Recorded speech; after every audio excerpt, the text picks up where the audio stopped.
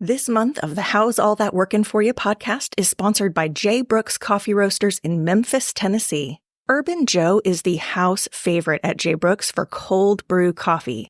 The legendary flavor of Urban Joe will ignite your taste buds with captivating shades of cocoa and cream. With a pleasantly balanced, bold body, the dark roast lover will fall head over heels for this roast. Cold brew is very quick and simple to make. It contains 2/3 less acids than hot brew coffee, so it's a perfect choice for anyone who has reflux or needs a stomach-friendly option for coffee. And if you make cold brew at home, you can make both cold and hot coffee with your solution.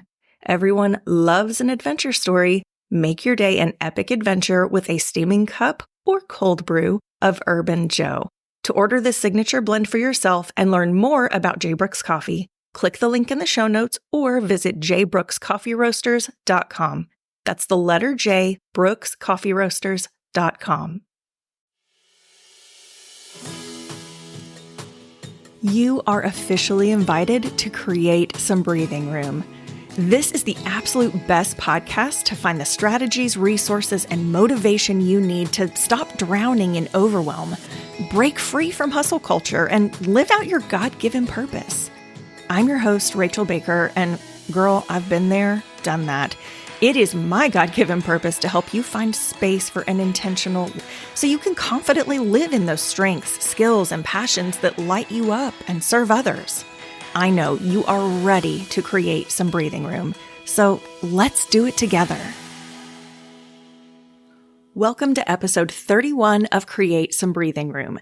This month, we are talking about how to prepare for the holiday season. And we're looking at this a lot of different ways. So last week in episode 30, we talked about preparing your home, your physical space, the actual logistics of preparing for the holidays, and different ways we can look at that, deal with it. So if you missed that one, it's there for you. Go catch up. But today, I'm so excited because we're going to talk about how to prepare financially for the holidays. And you want to talk about something that will kill the joy of the season.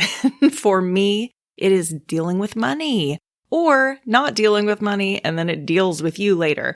We want to nip that in the bud. So today we have a guest interview. And we're going to talk about some holiday budgeting tips, mindset tips with Brittany Flammer. If you don't know Brittany, you are about to know her, love her. It's such a good conversation. I do want to tell you a little bit about her. Brittany's a busy mom and she's a financial coach. She graduated with a degree in business, but she says her real education about money came after marriage. She learned how to budget because she and her husband had a low income, several babies, and they love to travel.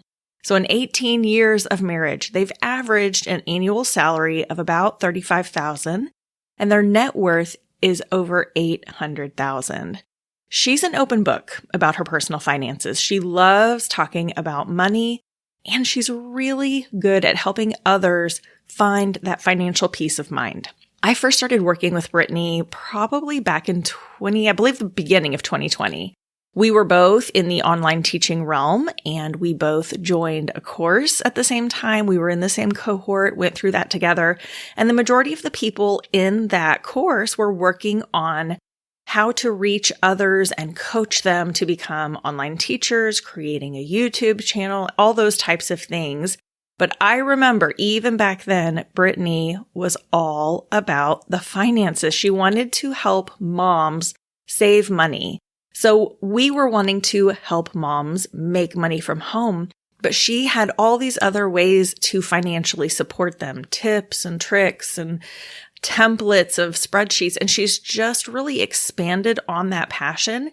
So, we talk a lot about knowing your strengths and your skills and your passions and your people, right? This is exactly how Brittany has gotten where she is. And so I knew when we were going to come in and talk about money around the holiday season, Brittany was our girl.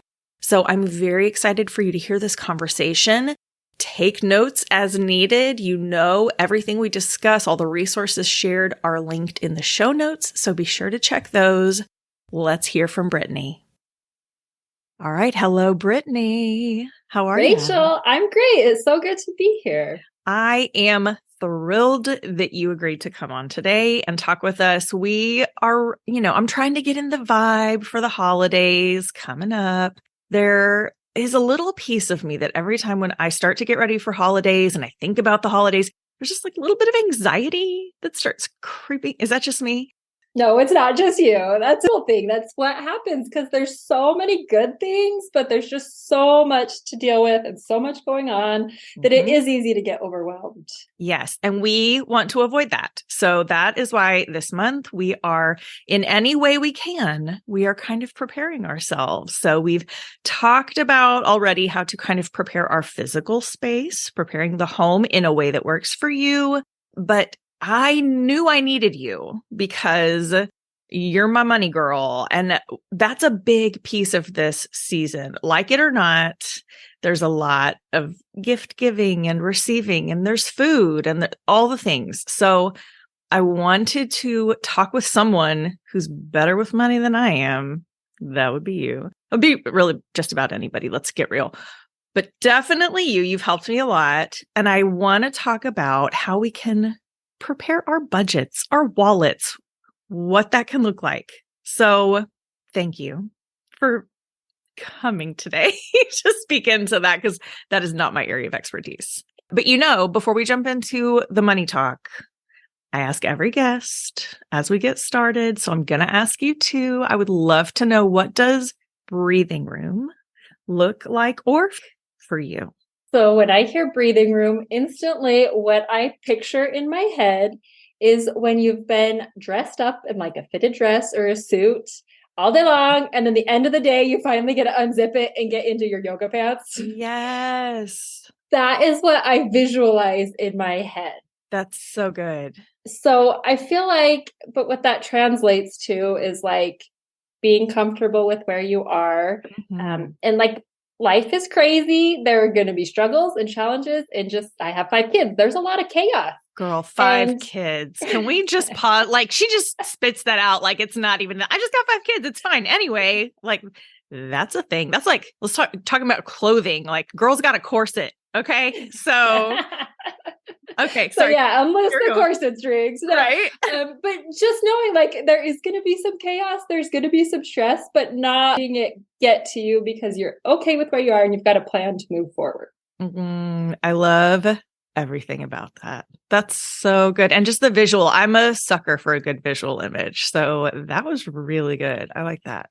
Okay. So as we talk about being intentional, right? Looking at where we are, preparing for the holidays, money is a really big stress. If you've got a bunch of it, I feel like it's still a stress point. Yeah. How much to spend and how to pay for it and there's so many factors.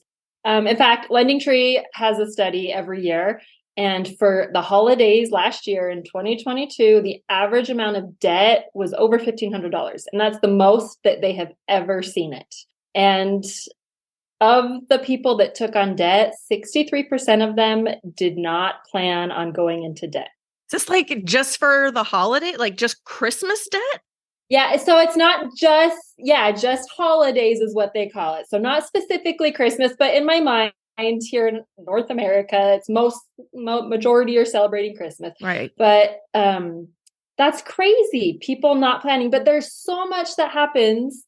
There are, like you mentioned, gift giving, but you have lots of parties. Every kid has a recital for everything they do. Oh my gosh, yes. There's so much, and it's not bad. They're all good things, but it's overwhelming. There are ugly sweater parties that are so much fun, but it's so easy if you don't have a budget, it's easy. Obviously, you're going to blow your budget. And even if you do have a budget, you've gone way over what you should have spent. Then it's like, well, who cares at this point? Like, I've already blown it. What does it matter now? Yes. Well, and also just that, like, whatever, it's the holidays. Yeah, and it's the season of joy and giving, and it's easy to get caught up.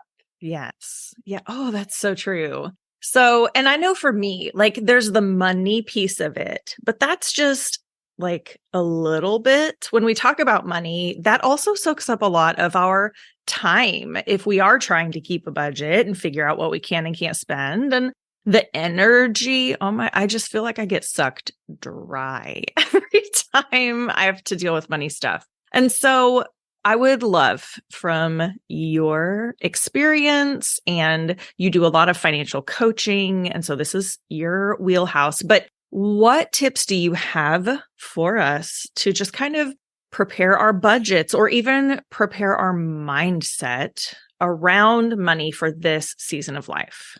Sure. So there are so many like tangible money saving tips and budget items. But before you even think about that, I think the best thing is to be intentional. You mentioned being intentional earlier, is to be deliberate about what you're doing for the holidays, because they are supposed to be an enjoyable time, but it is easy to get bogged down. A few years ago, 5 years ago, I was pregnant with our last kid, and I was sick, and it was like just trying to make it through the day. Right. And it was holiday season.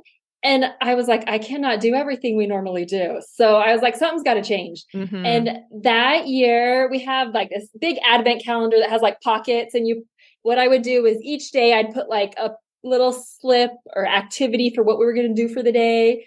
And so our kids in the morning would pull it out and read what we're going to do. And that year I was like, I can't do this. So I cut out a star in felt. And we just moved the star from day to day. That was like all we did for the advent calendar. I love it. We still did some activities, but we just picked a couple of activities that were important to us that we wanted to do. So we did so much less that year. And you know what? That was like my favorite Christmas. We like enjoyed the season and focused on the more important things, not on doing everything. Yeah. And I bet, honestly, I mean, we can't speak for the children, but I think that kind of thing can get overwhelming for kids too. Like there are a lot of things I think we do as whether it's moms, caregivers, or just family members. Like I got a bunch of nieces that are younger and we like to do fun things. But I do think that we often think in order for the kids to enjoy the season, we have to do and go and experience. And I got to tell you, I mean, as the mom side listening to like 24 days of an activity I'm like, what? I'm already tired. I'm just listening to it. And that was 4 kids and 1 growing. So I could imagine they probably enjoyed the activities, but I don't feel like it would be this huge letdown to not have something every single day either. Well, and even like some of those activities were like simple little things. Like they weren't all big things, but still it was just like I had to make a conscious effort to like, we're just going to pick a few things that are really important to us. And even now, so we still have that same felt star, and that's all we do every year or every day we move it. But we ask our kids like what they want to do. And like their favorite thing is to drive around and look at Christmas lights. I'm like, well, we can do that one. Yeah. So, I mean, we do have 5. We usually let them each choose like something they want to do. And sometimes they want to do the same thing. So we do pick a few things and we plan them in advance. And then we say no to things, and it's okay. Can we just hold on to that for it? Like we say no to things. And it's okay. Yes. Which, we talk about that a lot here. When you say no to something, you're saying yes to something else, right? Or when you say yes to one thing, it's no to something else. There's always this trade-off. And for whatever reason, I think it's just like the experience, the joy, all the things.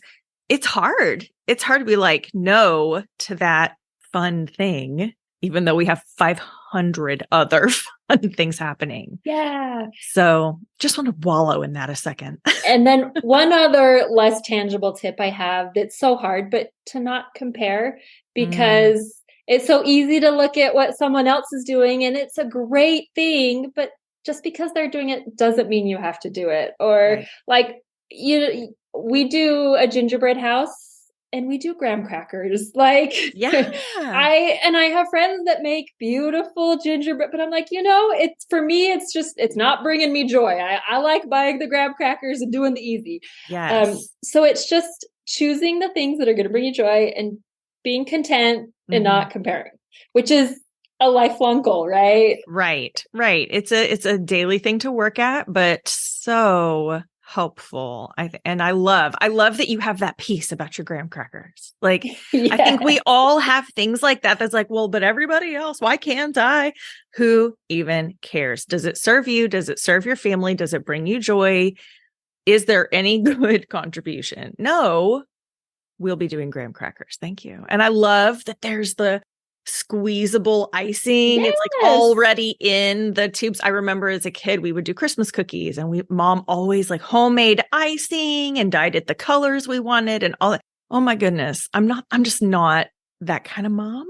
Yeah. And it's okay if you are, if that brings you joy, Yes, do it. But if do it it. doesn't, then don't waste your time and money. Like, it's just not worth it unless it brings you the joy. It's Marie Kondo with your money. Yeah. There you go. Does it spark joy? Yes. I love that.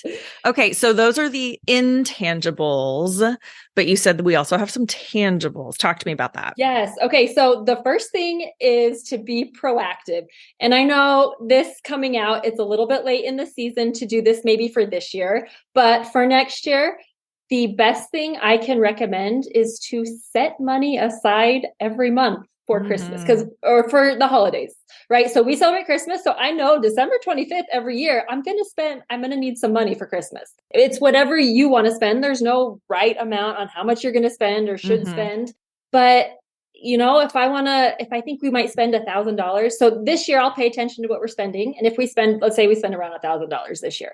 So next year, I know $1,000 is a good ballpark. So that means $83 every month I can set aside.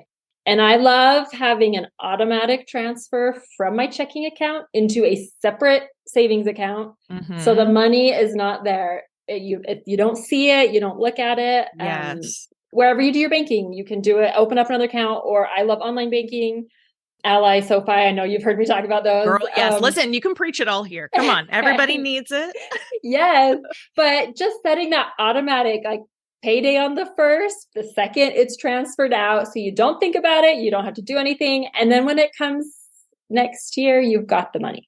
Yes. And I think that brings so much peace. Like to set it up initially. I know I've had thoughts of like, oh no, is that where that money needs to go? Because if, anybody who's got my type of executive functioning skills, there's now and there's not now, right? And so when I look at my money, I look at that $83 that comes out in the month and I'm like, oh, but what if we need that now? Because I'm not thinking to Christmas. That's a year away, right? Like that's so far out. And so I love that tip to just have it automatically. I don't touch it. I don't look at it. I don't think about it. But then when it is now, for Christmas, I have this account with the money in it ready for me to go. And I'll ask with that, when you're talking about setting money aside for Christmas, you're thinking like like gifts or like the meals that you do or the recitals, like any of those things. Is it an all encompassing? For me, it is. You can be as detailed as you want. You could have a separate bucket for travel or for food or decorations. I lump it all into one and it's mostly gifts. But I was going to talk about this. I figured it'd come up later, but I do have a budget template that includes sections for all of those that if your listeners are interested in, I'll share the link so they can get it for free. Yes, we will have that link in the show notes and you can talk about it again later. We just jumped it a little early. We will link everything. If Brittany's got a template for it, if she's got a shop, any of these things, spreadsheets, we're going to link it all because we need it.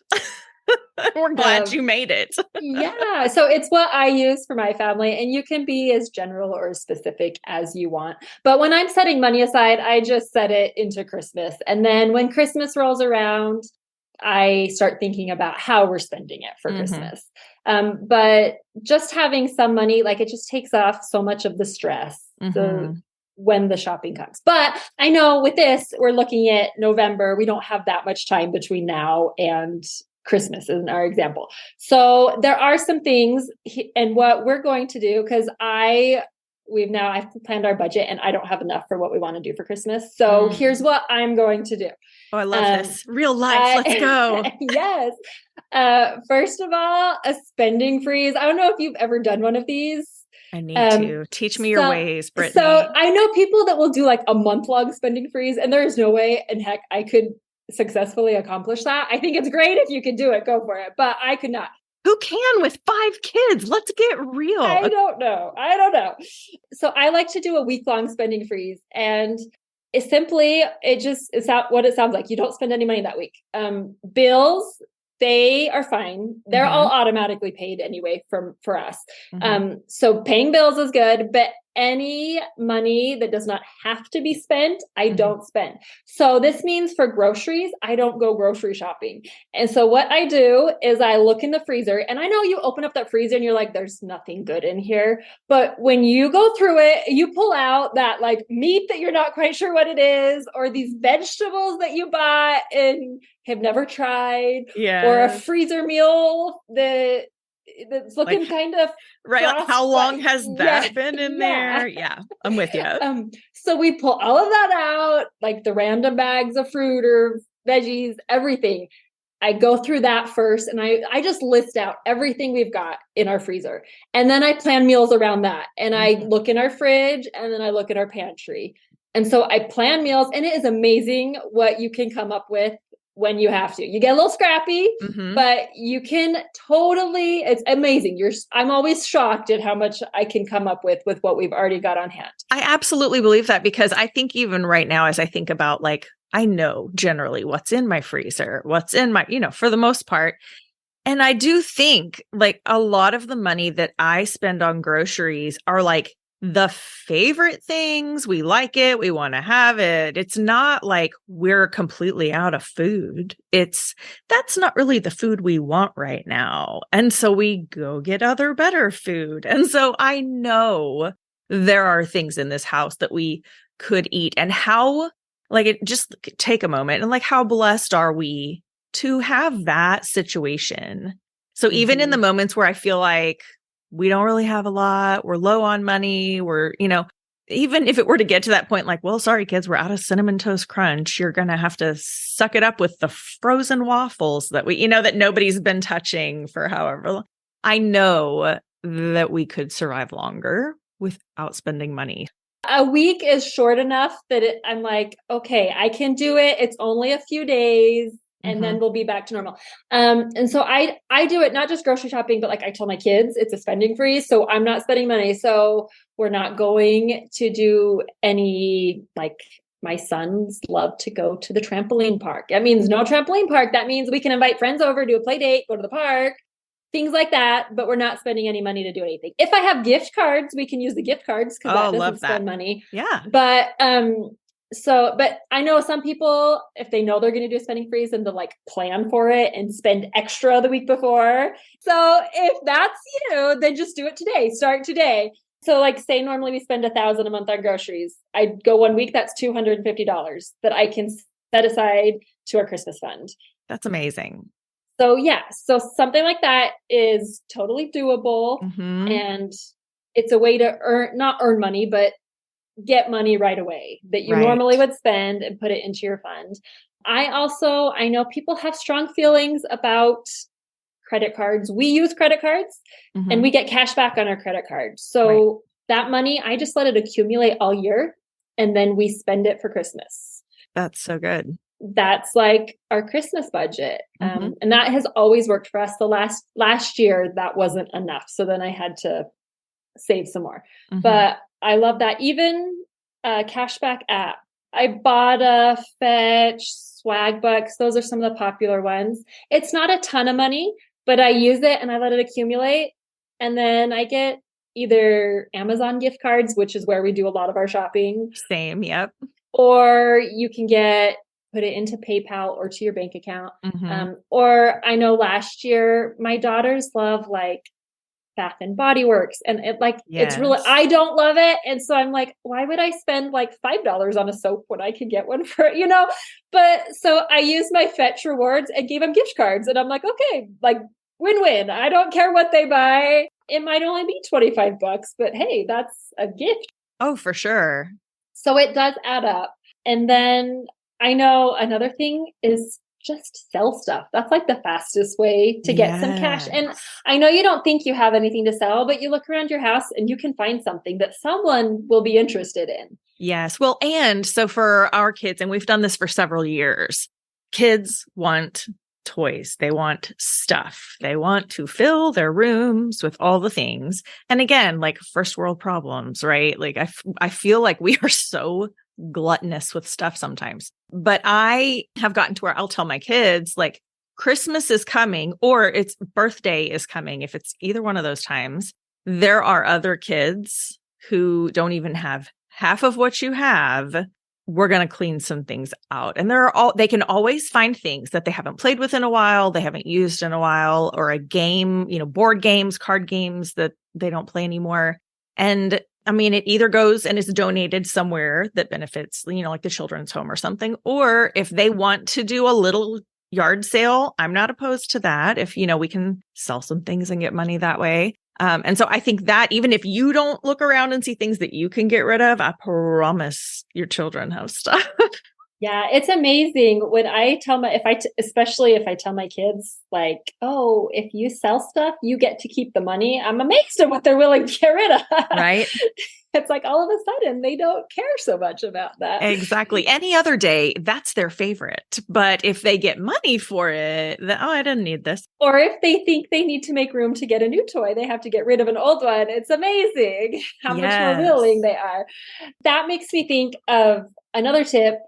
If you are trying to stick to a budget during the holidays, is to set your kids' expectations, because no matter what you do, I mean, you want to give your kids things, experiences, you want them to be happy. You want to feel the joy and see them opening up something.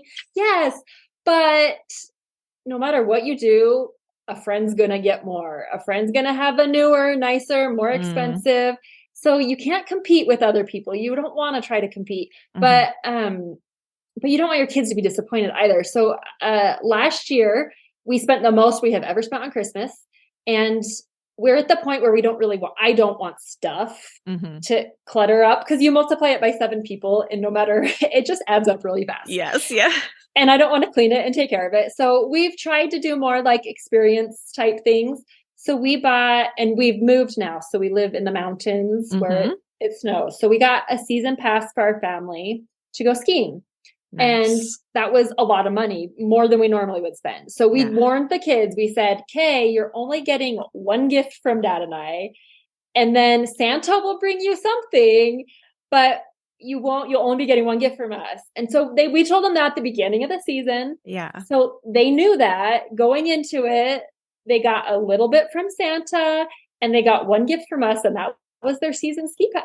And you know what? Not a single one of them complained. I bet. Because we had warned them. They didn't have these expectations of having hundreds of gifts. Right. I mean, they still went through magazines and looked online for things they wanted, but no one complained. And also it's good to remember that, at least for us, they still get some gifts from grandparents, and they do some cousin gifts. So it's not they didn't get anything. Right. But it's so easy to think feel like you have to do so much. So in our family, even, grandparent gifts or whatever, the last couple of years, we live a couple hours from Memphis, and where I grew up, we love to go to the zoo over there. And so the last year or two, we have gotten a zoo membership, because if you go twice, it pays for itself, right? For our family. So that's worth it. And so I would say, even from grandparents, whether it's you, whoever, I love those experience type gifts. Here, we got you this membership. You can go to the zoo whenever you want, free parking, and, whatever goes with that. So I love that you were able to do that. That's something for the whole family. It's more experiences, not just the day of. Maybe it's age, as I get older, I'm we just need to do things. We don't need stuff. Is that a sign of me getting older, Brittany? No, I think it's a sign of your kids getting older, right? Oh, there's that too. Yeah. We are in the teen years now. That's a whole thing. I've heard you say a couple times about spending and staying in budget. And that just makes me think of all the times that I do mess things up.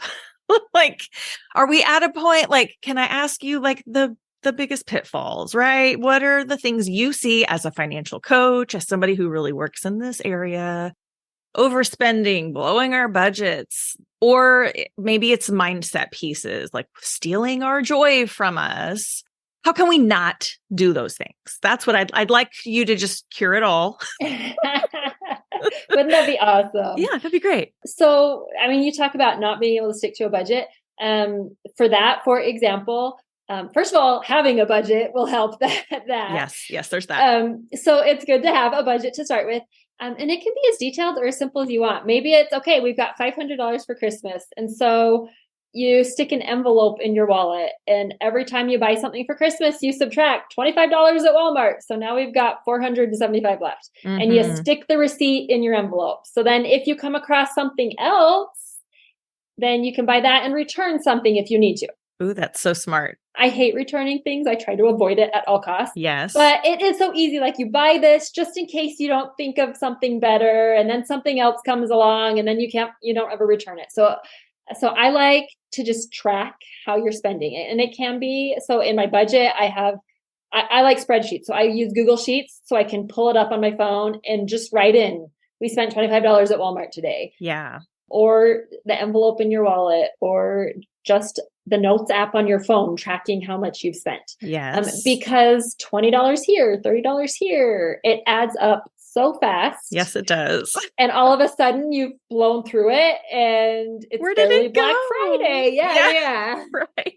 I know some people that really struggle with sticking to their budget will use cash. Now, I personally hate cash. Mm-hmm. But if you can't stick to a budget, then that's a great way to stick to it. When it's gone, it's gone. That's it. There's no more left in the envelope. People are not taking your receipts as money. And some people like to do an overall Christmas budget. Like, okay, we've got $500. If I buy decorations, that comes out of my Christmas fund. Mm-hmm. Or it can, if you want to divide it up smaller, you can do, we have $100 for our Christmas party and we have $400 for gift. Like, it doesn't matter how you do it, whatever makes the most sense. Right. And I have had a friend who was doing cash in envelopes before, and she had a certain amount of money per kid for her 3 kids. And so she had an envelope for each kid and knew, like, oh, I'm getting this for that kid. That money comes out of this envelope. It was legit. She knew what was up and stayed on track. So I think you can get that specific, right? If you need that and want to make sure you're staying on track. So so whatever will work for you. So I personally, when I plan my budget, I like to divide it up and be specific. But then when it comes to my spending, I just kind of pull it all from the same pot. Right. And if I got this on sale, that means I have more money to spend somewhere else. Mm-hmm. Right. So that's what works for me, because I'm not great at being super, super detailed. But if you need that, then you can be super detailed. That's a great way to do it. Yes. Love that. All right. So what about the mindset of it all? Because there's a lot of the tangible things we're kind of I want to make sure we hit both in both areas. So that just getting stressed out about things stealing our joy during the joyful season, right? Do you have anything on that we could also not do? So it's like work in progress, right? Learn from my mistakes. What I like to do, and this is not budget related really at all, but I like to look at the calendar the month before and kind of plan. So we ask our kids, what is it you want to do? And so for us, it's the gingerbread house, and we do a competition and invite friends. So that's a big thing. So fun. Driving and looking at Christmas lights is on the list. Mm-hmm. So we get the 4 or 5 things that we know we're going to do, mm-hmm. and we put them on our calendar. And then there's always a piano recital or a choir. There's always some things that we're obligated to go to, right? My son plays trumpet and we must go. They have the Christmas concert. Yes, I'm with you. So we put the we want our must do items, and I put them on a calendar so that I know that they're going to happen. Mm-hmm. And then the rest of the stuff, I don't worry about it. I like to get my shopping done early. Mm-hmm. And then not go to the stores. Right. because there's so much more traffic and people get cranky. So I just like avoid anything and do grocery pickups. I don't have to go into stores. Yes. And if I'm not going into stores, I'm not tempted to buy more. Mm-hmm. And I know that's not everyone's personality. But that's kind of mine. We buy stuff in advance, and I like to buy a lot online. And then Same. And then I just don't go shopping. I avoid it as much as possible. Yeah. So that's kind of what works for us. Just kind of prioritizing, putting the important things on the calendar. Yeah. And then not worrying about the other stuff. You talked earlier about like comparing to what other people are doing. If you know these are the things, it's like you said, like the kids have that to look forward to. They know that that's coming. And so even if you see, this family over here doing this super fun thing, why aren't we doing so? Well, we've already got our stuff planned. So I can see how that comparison piece could be diminished a bit by planning ahead of time. Another thing that we really like to do is some sort of a service as a family. Mm-hmm. We started this a few years ago. My mother-in-law, instead of giving us a gift, she gave us money to do a service as a family.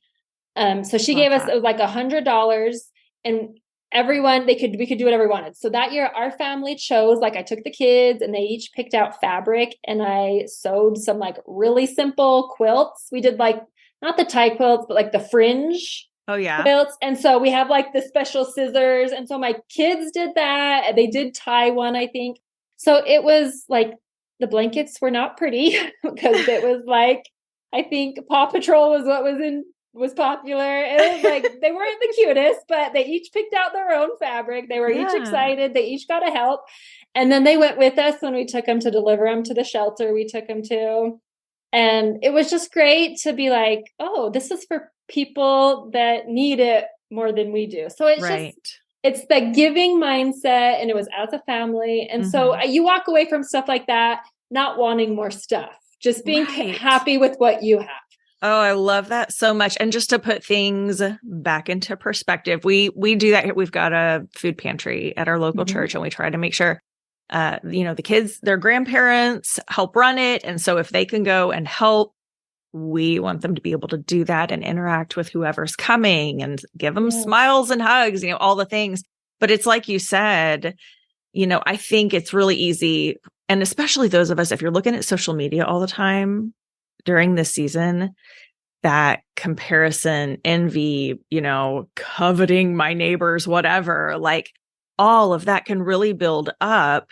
And that's the antidote, right? We talk about having gratitude, doing gratitude journals, and that mindset help pull you out of a funk, right? Yes. And I love that you are really intentional about, this is a time of service. This is a time of giving. This is I don't want to hear about your Lego sets anymore. We're going to go and make blankets for people who are cold and don't have them. Put it back in perspective. That's so important. So we've done that in various forms every year since then, and it's been great. And it's not always perfect. It doesn't always look great.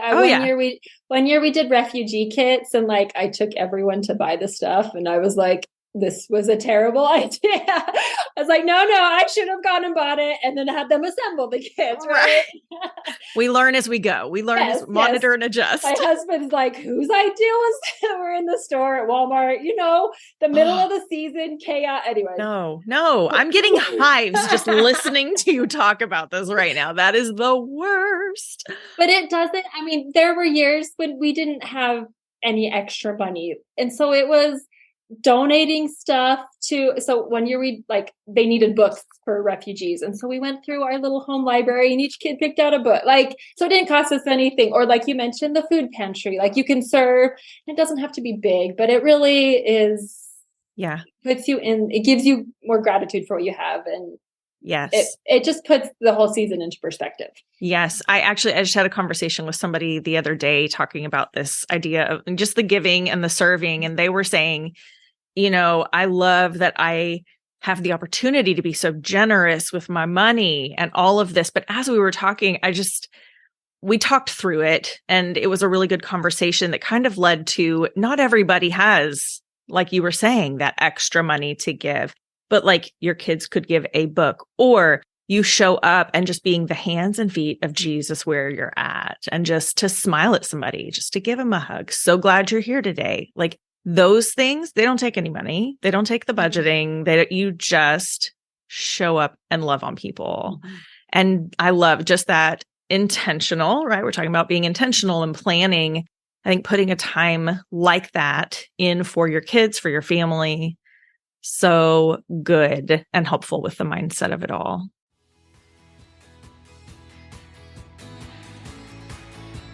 Hey, it's Rachel, your go-to encourager and coach. I know you love our podcast talks, but imagine taking that connection to the next level in person. I'm more than a clarity coach. I'm someone who's been in the trenches, juggling all the things. I get it. I've danced with chaos, overloaded schedules, and the struggle to prioritize self-care. But I found the rhythm. And I've got the strategies to help your ladies create some breathing room. So if you're organizing an event, whether it's a conference, church gathering, or retreat, and you want a speaker who brings humor, real talk, and a dose of inspiration, I'm your girl. Let's chat about making your event a memorable one. Visit racheldbaker.com/speaking. That's racheldbaker.com/speaking. I can't wait to connect.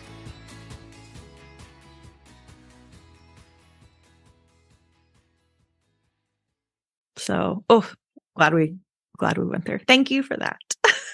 Yes. And it's fun to see what the kids come up with. Like we ask them for their input and it's fun to see to get them thinking about that and see what they want to do. Yes, that's so good. All right. I could talk to you forever. I'm going to try to wind us down. So just a couple more questions. I would love to know any tools or strategies, because you've mentioned you Google Sheets and using that on your phone as well and things but any tools or strategies that you have found that are really helpful for you with managing your time or allowing for some breathing room. Because when I think about managing finances and stuff, especially in the season, I'm like, it takes so much time. It takes so much energy. How can we create a little breathing room in this space at this time? Yeah. So you've probably heard the acronym KISS, keep it simple, stupid. Yeah. Keep it as simple as possible. I think people overcomplicate things. Like I said, it could be an envelope in your wallet when it comes to your budget. Mm-hmm. You do what works for you. I like spreadsheets, so I use spreadsheets, and I use Google Sheets. So that means I can pull it up on my phone when I'm at the store to see how much is left in this category or put it in.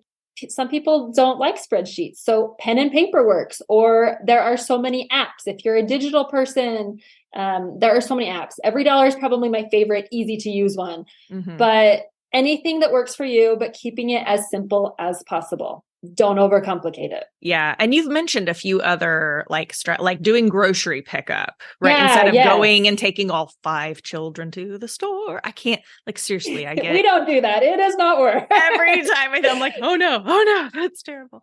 You're a brave woman. So grocery pickup, using whatever app or tool works to manage the money. Anything else that we need to know about? Lowering your expectations, I think, helps. Yes, we talked about that. Everything in life, that helps with everything. Yeah, just everything. Just bring it on down, guys. Bring it down. That's so good. Okay. And then second to last question, I always ask, is there a book or a podcast that you would like to recommend for our people? Okay, so I knew you were going to ask me this. So I've been thinking about it. And I have a couple. I don't have just one. I have a couple. Come on, let's get them all. If you like to read books, probably my favorite is The Wealthy Barber. It's like 80s or 90s. So it's a little bit dated, like who uses a barber? Like, do we call them barbers? And, but I mean, so it's like from the 1900s, as my children would say. Yes. But the concept is still there. Okay. And it's a barber that's wealthy. Even though he didn't make very much money, he becomes wealthy. So it's kind of a novel form, him sharing his experience. Nice. So I really like that book. Okay. I know people have very strong feelings about pro or against Dave Ramsey, but whether or not you agree with him, They did a study on millionaires, 10,000 millionaires, and the statistics on that are so interesting. So I'll share a link to the findings of their study. Oh, we'll put it in the show notes. All links in the show notes. So interesting to see, like, oh, guess what? Teachers are one of the top 5 professions of millionaires. That's and like so crazy. Teachers are notorious for not getting paid very much, right? So so it's really interesting to see how us as normal everyday people that don't have huge high paying jobs can become successful with money. So whether or not you like Dave Ramsey, his study was really interesting. And then there's also a podcast I like. There are a lot of great podcasts, but the one I come back to the most is probably The Money Guy. And he has a little bit different philosophy than Dave Ramsey. I feel like it's more mainstream. If you're trying to get out of debt, Dave Ramsey is awesome. If you're trying to invest and figure out, and you're okay with some debt, Money Guys is a great way to go. And they have lots of like Q&As on their podcast or YouTube. So I like all of those. I love it. And I love the different people that are connected to all the different recommendations. You know, sometimes we have these money conversations and people do ascribe to like, this is the guru. And that's just, it's how I feel about coaches too, or like people who have digital courses, like they come on and say, this is the way, the only way it will serve. That I've never once found that to be true, unless it was Jesus Christ preaching salvation. Like there's nobody else that can come out and say, here is the way. So I love that you're pulling from different sources. Yeah, it's been interesting because I coach for Dave Ramsey. And so I coach people going through his process, and that's awesome. But then I have a lot of people that I would say are more mainstream, right? Yeah. That are okay with the car loan and are okay with some of these things. And I'm like, okay, Money Guy is a little, anyway, so for different personalities. Yeah. Different values, different preferences, different goals, different, just like anything else. I think, we pull from what serves us where we are and where we're trying to get to. So, so good. Sure. Okay. The last question, super easy. How can people get in touch with you and learn from your awesomeness? That is a good question. I probably should have been expecting you to ask it. I didn't even think about it. So YouTube is where I am most consistent. I have lots of videos and tutorials, and I share our budget, like our actual numbers. Yeah, you are out there sharing all the things for the world. If you would like we talk a lot about vulnerability, transparency, authenticity. If you want that in money, Brittany's your girl. Go watch her videos. Yes, I had to before I started sharing our net worth. I was like, I had to ask my husband. I'm like, James, are you okay if I share people our actual numbers? And he's like, sure, I don't care. Yeah. Because that's not normal for people. But I'm open book when it comes. I love it. People are money's taboo for people, so I don't want to be taboo. So I share my personal experience. This is what's worked for us. So I'm consistent. Lots of videos on YouTube. I am also on Instagram, but I am not. I feel like you see my more real life, the craziness behind the scenes. Not as much budgeting stuff there. That's okay. We like the real life stuff too. Yes. And you've got an Etsy, you talk about these spreadsheets and stuff. You have an Etsy store, right? Yes, I do. I sell my templates all on Etsy. But the holiday template is totally free. So with that link, you can have it for free. All right. Holiday template linked in the show notes. Definitely grab that along with any and all other links for Brittany. You want her. Now you know her. You love her. Learn from her wisdom as I am doing on a regular basis. And hopefully just this conversation, we're able to walk away breathing a little easier around our money in this season and have a little more peace, a little more joy. We can't take away all the chaos and crazy, but we're going to ease it just a little bit and have a little lighter spirit as we go into the holidays. So thank you so much, Brittany, for being here, sharing your wisdom, and just chatting with me today. Yes, thanks for having me. Thanks so much for listening today. Be sure to check the show notes to get links for all the resources mentioned in this episode. As always, your reviews make such a difference, so thank you for taking the time to leave those for us. Your ratings and thoughts mean so much. I love reading each and every one.